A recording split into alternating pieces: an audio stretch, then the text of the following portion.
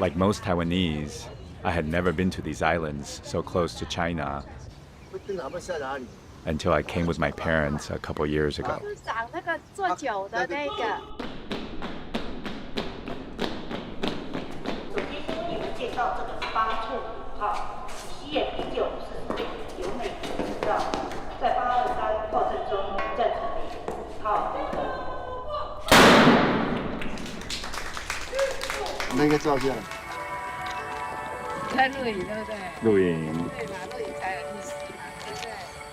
I knew that Kinmen had been the frontline for Taiwan during the Chinese Civil War, but it was still a shock to see that China is literally right there.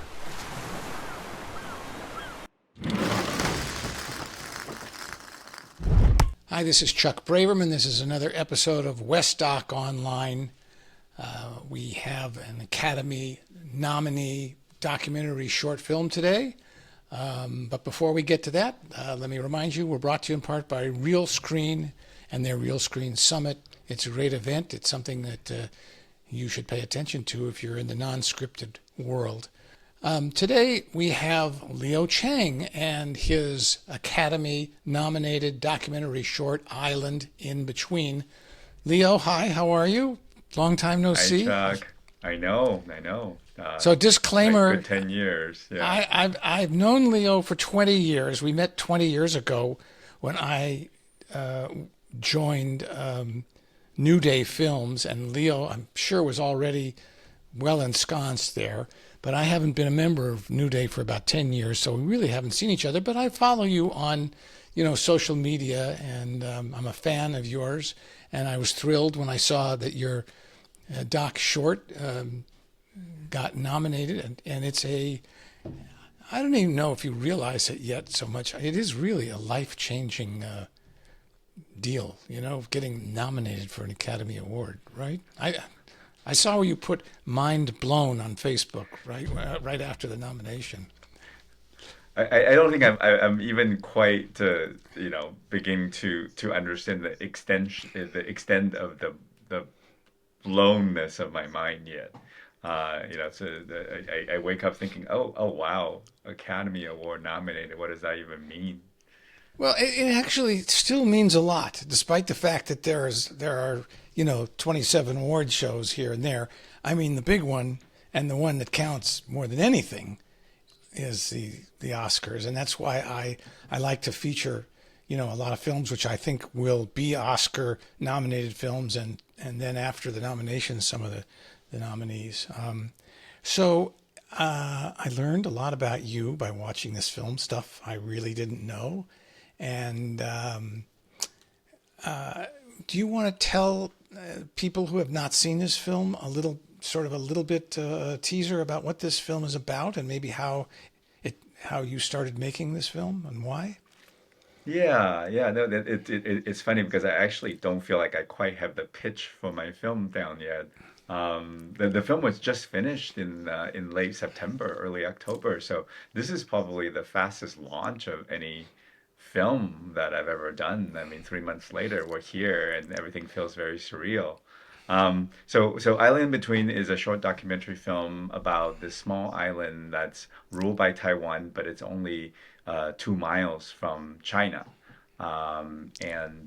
It's basically it's like the DMZ of between Taiwan and China. DMZ meaning the boundary between North and South Korea. So this is the analogous place between Taiwan and China. And I use this place, interweave it with my own story of being somebody who's from Taiwan but spent most of my adult life in the US, and also have invested a lot of my energy and time in China in the last 20 years or so, and explore this idea of being stuck in between, sort of being the sort of unwitting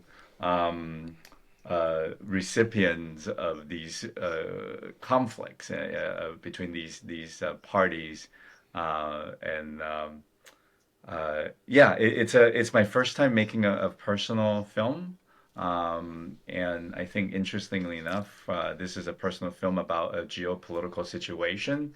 Yeah, It's the journey of this film is it's a bit unusual. I was living in the U.S. for a long time, and in 2017, I had decided to move back to Taiwan, which is where I was born and raised, and actually my parents still live there. And growing up, my father always told me about this island, this Kinmen Island, which is where he served his mandatory military service. Um, of being this sort of mythical place of a place that's part of Taiwan, but it's really close to China, and you have to use a different currency, and you actually have to kind of get permission to even come to the Taiwan proper, which is where I was raised. And I was always kind of obsessed about this place. But we finally got to take a trip to these islands back in 2019, I think, for the first time, and I was kind of blown away by this little island, which has this strange combination of natural beauty and amazing southern Chinese architecture, but at the same time, these incredible military artifacts from World War II, specifically from the Chinese Civil War between the communists, which is now the government that runs China, and then the nationalists, which is the government that had been running Taiwan for 7 years. So you're at this place and you're realizing that all the histories are embedded in these buildings, but at the same time, it's also this weird foreshadowing of something that could be happening in the near future, which is the conflict between Taiwan and China. So I started to look into the possibility of making a film about this place. How far is it from Taiwan proper to Kinmen Island? It's by plane, it's about a little less than an hour, so maybe about 200 miles. But from Um, Kinmen to mainland China is only 2 miles. Is that right? 2 miles, 2 miles. yeah. So you could swim to mainland China, When right? the relationships were better, there was a yearly swimming competition between Kinmen and the Xiamen city, which is the Chinese city right across from the water. And what's the ferry that says in the movie it's 30 minutes? It's not 30 minutes from Kinmen to mainland, Yes, it's 30 minutes from Kinmen to the mainland. It's like taking a bus. but Um, why does it take so long if it's only 2 miles? It I don't know actually. must be a very Maybe it's slow because ferry. well, I think that the 2 miles is probably the shortest distance, right, between the two places. But I imagine from one ferry terminal to another ferry terminal might be like a diagonal, right? I was going to say you have that shot. There's several shots of Kinmen Island in the foreground and the looming mainland that looks like you could almost throw a rock at it. It looks so Yeah, close. Right? yeah. It's so funny because I think for some of the Kinmen people, it's almost like the mainland is there kind of taunting you, especially because, as we all know, China had gone through quite a economic boom in the last 20 years or so. So, in the old days, they were looking across, it was little fishing village and small, nondescript buildings. And now there are these amazing high rises, kind of luring and teasing and taunting the fairly rural area that still is the Kinmen Islands today. The China I saw was not the sad and scary communist wasteland that I learned about in school. It was an exhilarating place, bursting with colors and possibilities.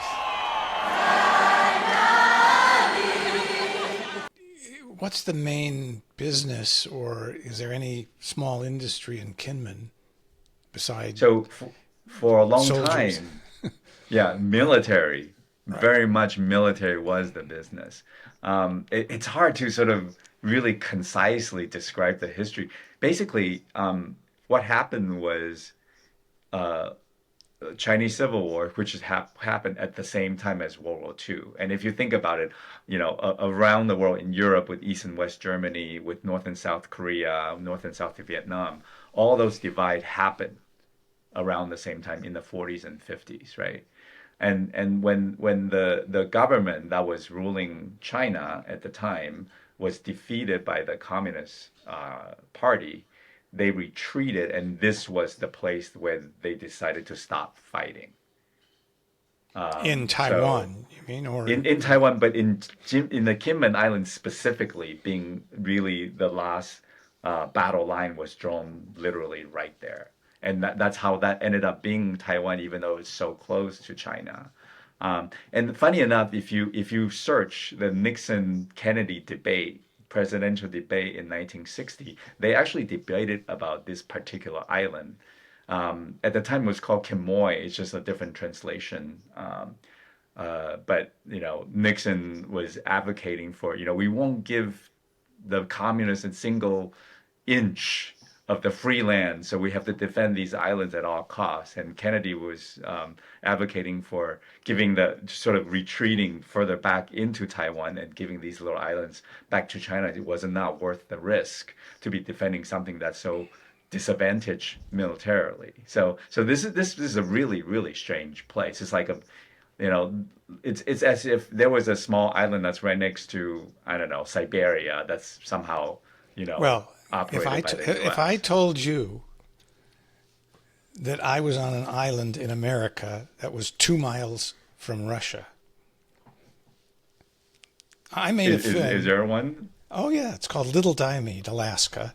It's up at the Huh. very top Oh, when above the the two Bering two Strait, where the and there's Little Diomede, American island with Eskimo living on it, and all their cousins on Big Diomede, which is 2 miles away. And in the wintertime, they walk back and forth. It's so cold because of the on the ice. yes, they can walk.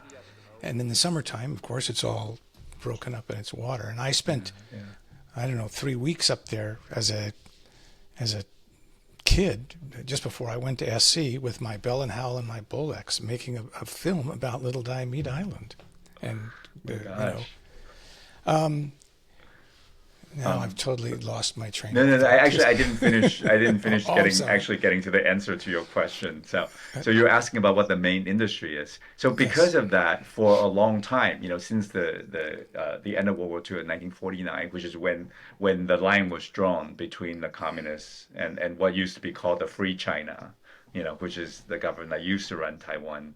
Um, since that was literally the last outpost, the main business was the military. There used to be more soldiers living there than residents. Even though traditionally that's been a residential island for a long time, but because of the war, all the soldiers just overtook the island, and the residents become almost like a service population for the military. People survive by selling goods to the military, to the soldiers. People survive by serving the military infrastructure. For a long, long, long time, that was the case. And there was, I know, something like 3 or 4 times larger population of soldiers than residents. And the residents were also tasked or required to be civilian troops. They have to do drills and do practice, even though they're officially not part of the military. So their lives are really strange and unusual for a couple decades, until the relationship starts to ease up, and finally fewer and fewer soldiers are on the islands and more residents. So right now there's about 40,000 people on those islands. Like in the United States, in the South, we can tell when somebody is from Alabama or somewhere when they come to LA or New York or something. And when you from Taiwan or your family go to mainland China, do they hear a different accent in the way you speak Mandarin? And do they know Yes. where you're? Do they know you're from Taiwan, or what do they Yep. think? Yep. Yep. Yep. In 2 seconds, they know I'm from Taiwan. It's very funny. I have this theory that the Southerners, they draw out their words, right? Like in the American South, you have the long vowels. You say things like, peach, and then in the North, you're much more curt, you're shorter syllables.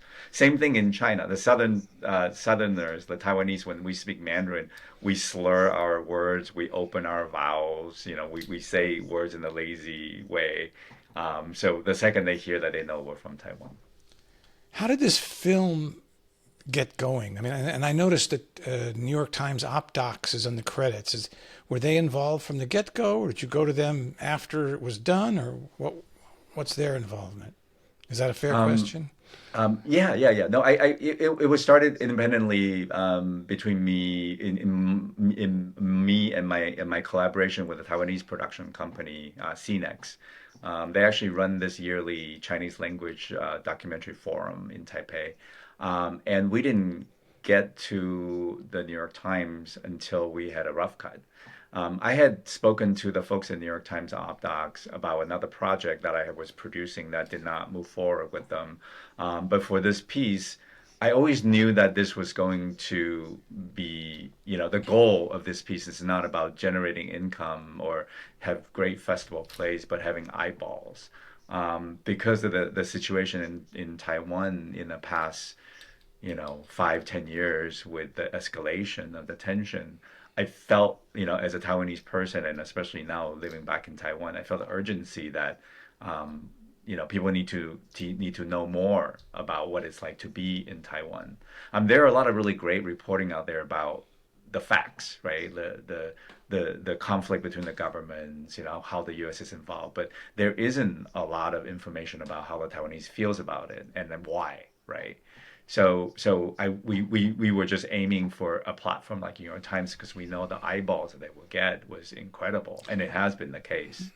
So, can people go to the New York Times and search for op docs in your film? Is it on there now, or It's on where there now, else? and it's actually on the New York Times YouTube channel for free. So you could just search the name of our film on the New York Times on the YouTube, and it'll show up.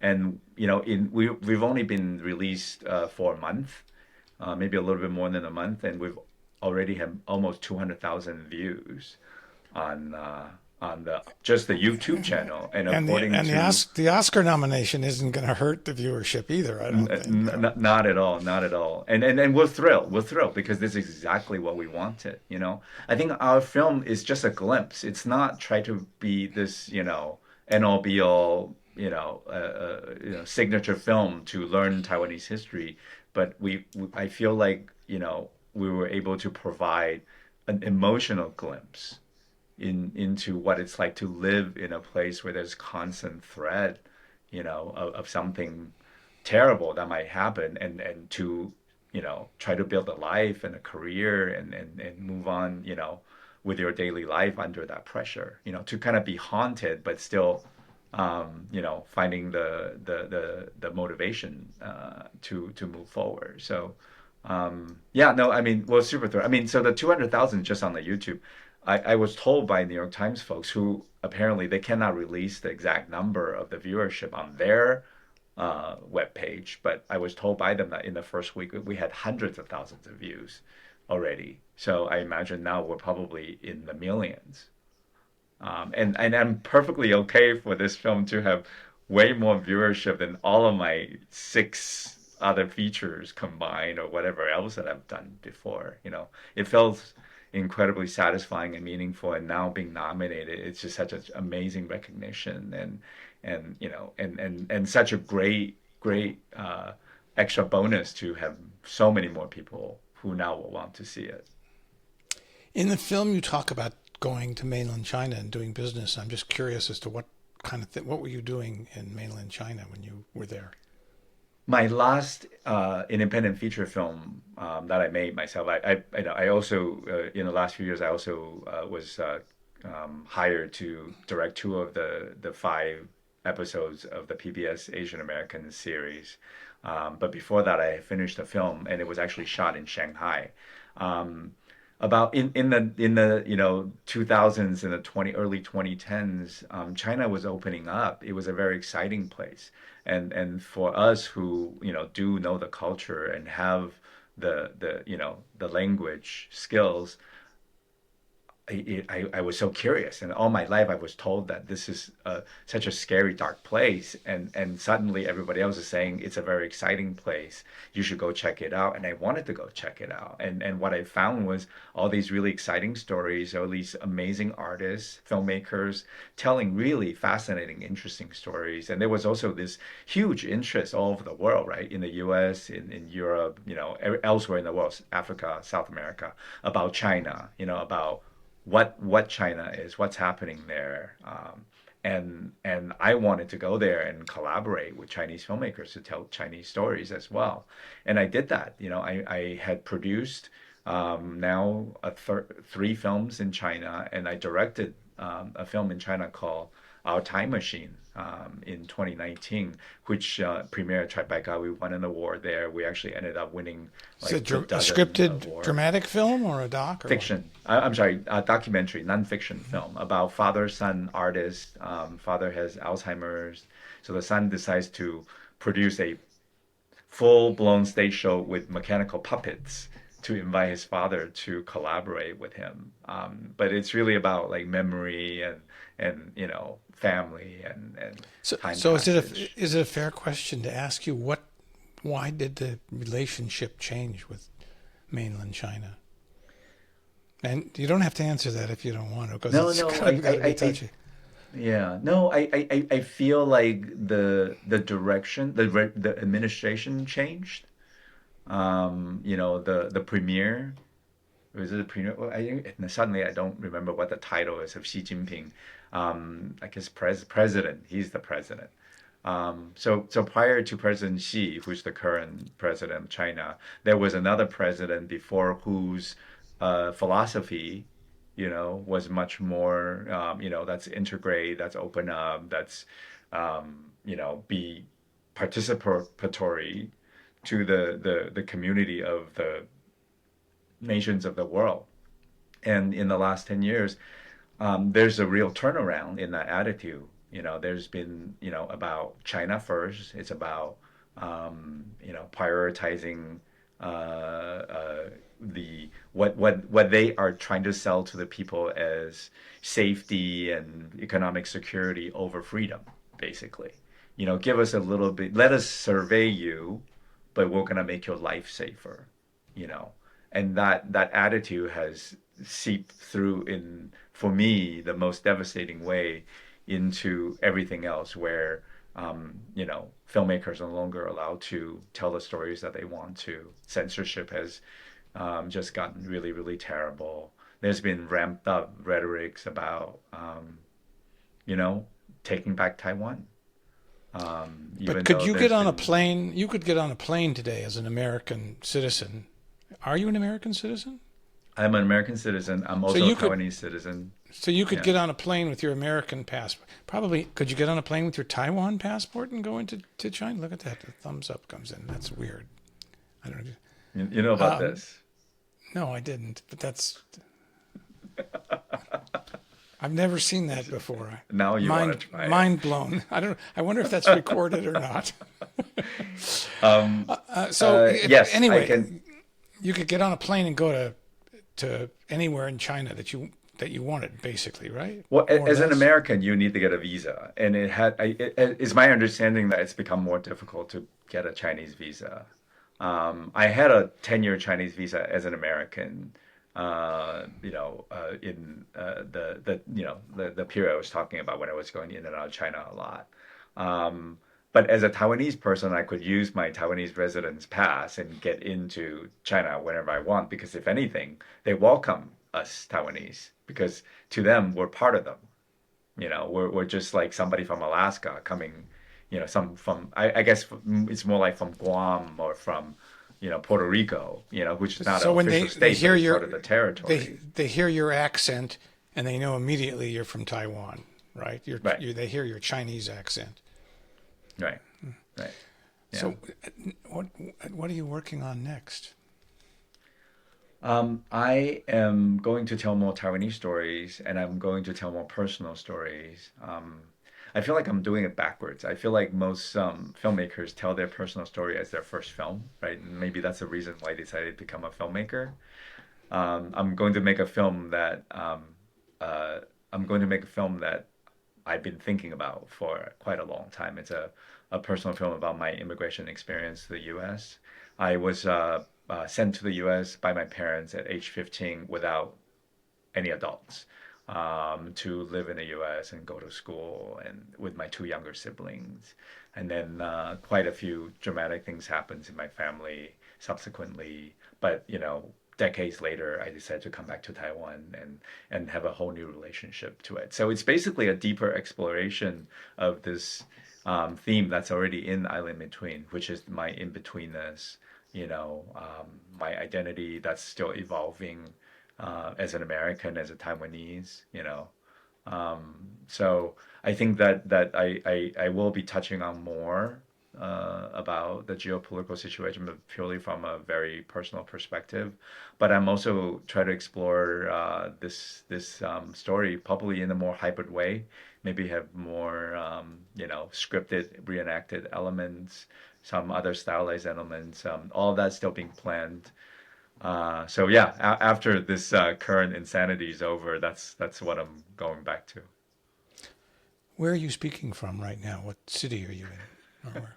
I'm, I'm actually in Lisbon in Portugal. Oh, you are. Yeah. It's a really funny. Me and my partner had planned this trip to the U.S. to visit his folks, and then we had planned to come here, for a couple of weeks. But the shortlist, disrupted that a little bit, and then the nomination.